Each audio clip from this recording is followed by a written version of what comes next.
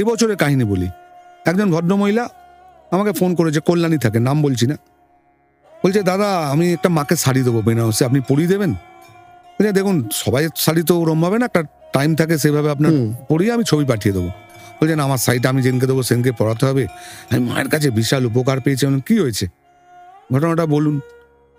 বলছে, আমার এই মুখের চারদিকে একটা অ্যালার্জি হয়েছিল, যেটা আমি বাইরে বেরোতে পারতাম না। আমি মাস্ক পরে ঘুরতাম।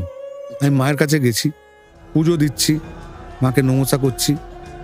যেই পুজো দিয়ে বেরোতে যাব, একটা বাচ্চা ছেলে আমাকে ডাকলো, ডেকে বললো ট্রপিক্যাল, শুধু বললো ট্রপিক্যাল, বলে চলে গেল। আমি বাইরে বেরিয়ে চিন্তা করছি, ট্রপিক্যাল মানে কলকাতা ট্রপিক্যাল। উনি চিকিৎসা করলো, ট্রপিক্যালে গিয়ে পুরো সুস্থ।